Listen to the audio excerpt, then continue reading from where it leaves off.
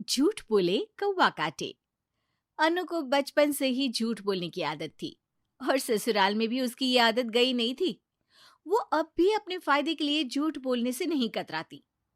एक दिन अनु अपनी सास से जाकर ननद की शिकायत करती है। सासू माँ, बीना दीदी ने मेरी साड़ी खराब कर दी, उस पे दूध गिरा दिया, मेरा बहुत नुकसान हो गया। अरे क्यों बीना, मैंने तुझे यही संस्कार दिए हैं क्या? माफी मांग अपनी भाभी से। भाभी, मैंने आपकी साड़ी पर दूध नहीं गिराया है। मैं दूध लेकर जा रही थी और आपने मेरी टांग में टांग अड़ा दी थी, तो मैं दूध लेकर साड़ी पर गिर गई। अरे वाह, एक तो गलती करती हो, ऊपर से इल्जाम भी दूसरों पर। वाह जी वाह। माँ जी, यही है क्या आपके घर के संस्कार? बीना, बहू से माफी मांग। सॉरी भाभी। अरे सॉरी से क्या होगा, साड़ी से होगा, साड़ी के बदले साड़ी। ठीक है बहू, नई साड़ी ले लेना बस। थैंक यू माँ जी, आप ना बहुत अच्छी हो।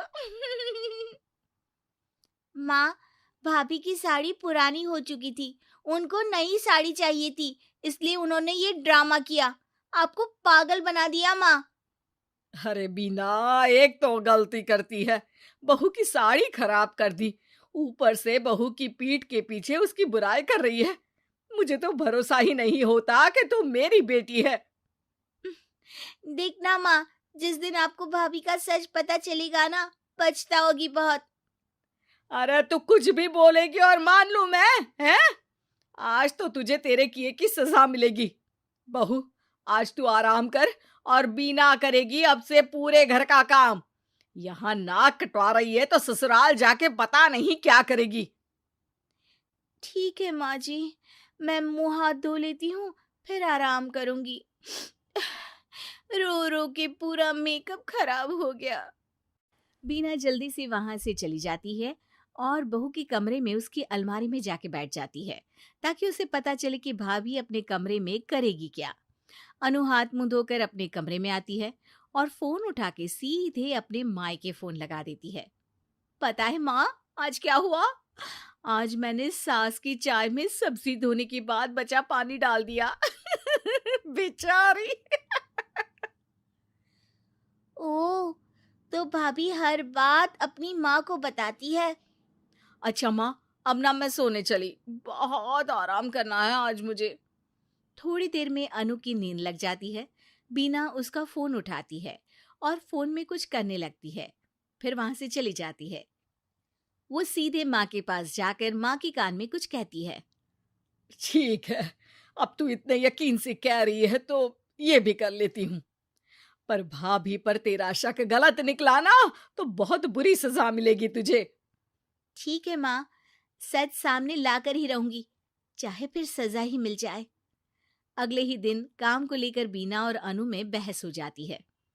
बीना, तुम यहाँ पैदा हुई हो, तुम्हें इस घर का ज्यादा काम करना चाहिए।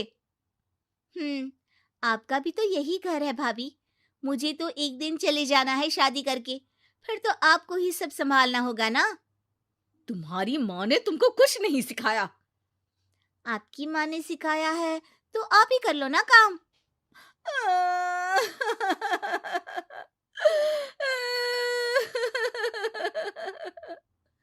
अरे, रो क्यों रही हो?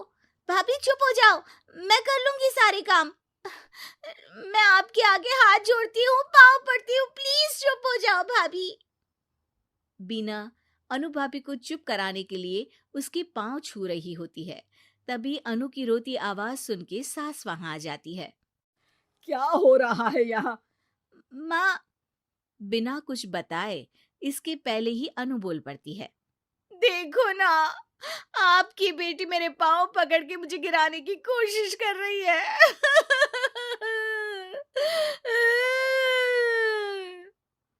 अरे भाभी, ये क्या बोल रही हो? अरे चुप कर बीना, तूने तो बहू के सामने मेरी नाक ही कटवा दी। इसके मायके वालों को जब ये बात पता चलेगी तो क्या होगा? पर पर भाभी झूठ बोल रही है माँ। मैंने भी देखा, तू उसके पांव पकड़ रही थी। वो तो मैं पाँव पड़ रही थी ताकि भाभी चुप हो जाए। तू ना आज किचन में सोएगी और खाना भी नहीं मिलेगा तुझे। बहुत बदतमीज हो गई है। अनु को लग रहा था कि उसका झूठ सफल रहा, लेकिन बीना का प्लान काफी हद तक आगे बढ़ रहा था। जैसे बीना ने सोचा था, अनु ने अपनी माँ को कॉल किया, लेकिन बीना ने उस दिन अनु के फोन से अपनी माँ का नंबर उसकी माँ के नाम से सेव कर दिया था। बस फोन चालू होते ही अनु ने सच उगलना शुरू कर दिया। वो बेचारी तो मेरे पाँव छू रही थी, लेकिन मैंने बोल दिया कि पाँव पकड़ के गिरा रही है।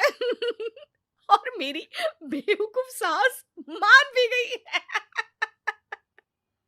हाँ हाँ, सास तेरी बेवकूफ तो है जो तेरी बातों में आती रही। माँ जी, आप वहाँ इतनी जल्दी मेरे मायके कैसे पहुंच गई? बीना और सास अनु के कमरे में आके उसे अपना प्लान बता देती हैं कि कैसे उन्होंने बीना के झूठ को पकड़ लिया। इस बार अनु सास के पांव पकड़ लेती है और माफी मांगती है। ए, पाँव छोड़, मुझे गिराएगी क्या?